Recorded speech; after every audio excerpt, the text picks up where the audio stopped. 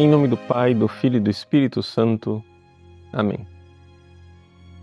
Meus irmãos, minhas irmãs, o Evangelho de hoje, Jesus está no Templo de Jerusalém durante a festa da dedicação. No capítulo 10 de São João, ele acaba de fazer o discurso do Bom Pastor. No capítulo 11, ele vai ressuscitar Lázaro.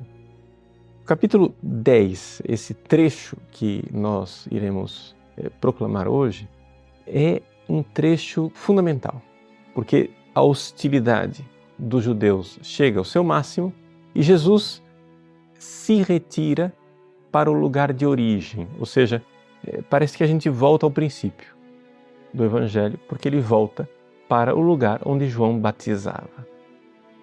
Então aqui nós temos como que uma missão de Jesus que foi cumprida e realizada. Ele primeiro começou a fazer milagres e obras, começou a ser hostilizado por estas obras. Agora, no Evangelho de hoje, eles já não estão mais pegando no pé das obras que ele realizava no sábado. Começam a perseguir as próprias declarações dele, porque ele se faz igual a Deus. Alguns versículos antes desse Evangelho, os judeus perguntaram a Jesus: até quando você vai nos manter em suspense? Você vai ou não vai dizer se você é o Messias? Jesus evita a palavra Messias porque o título Messias é equívoco. E ele faz uma afirmação ainda mais ousada.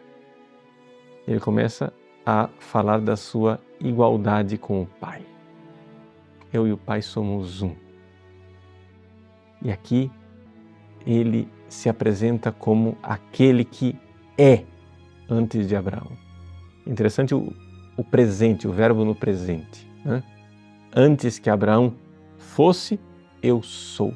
Ele está claramente usando aqui a declaração de Deus na sarça ardente, né, diante de Moisés. Jesus está dizendo com todas as letras: eu sou Deus. Eu sou o próprio Filho de Deus que se fez homem. As coisas não poderiam ser mais dramáticas, as declarações não podiam ser mais evidentes.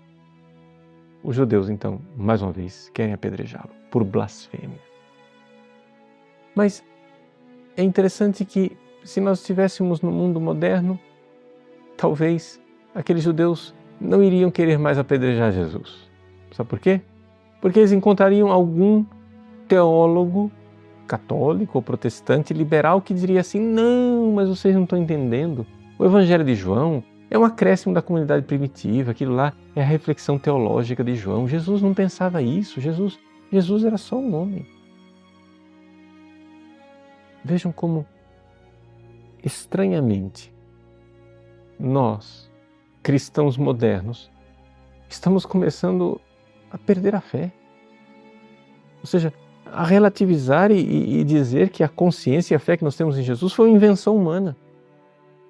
Quando, na verdade, se Jesus não declarou que ele era Deus, fica inexplicável a razão da sua morte.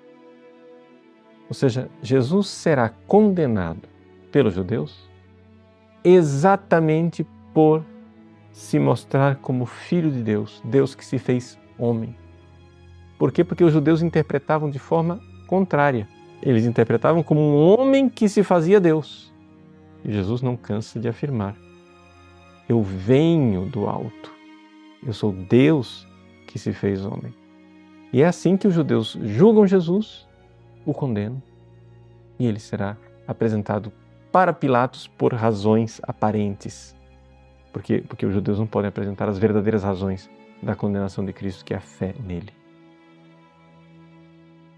Nós, cristãos, precisamos novamente voltar para a fé, uma fé arraigada no Cristo, uma fé inabalável no Cristo, na sua divindade.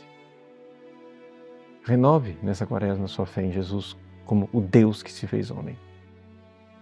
Pare com essa bobagem modernosa de achar que Jesus era um grande mestre, que ele tinha uma grande causa e que a Igreja inventou a divindade de Cristo. Não esconda a sua impiedade em erudição científica.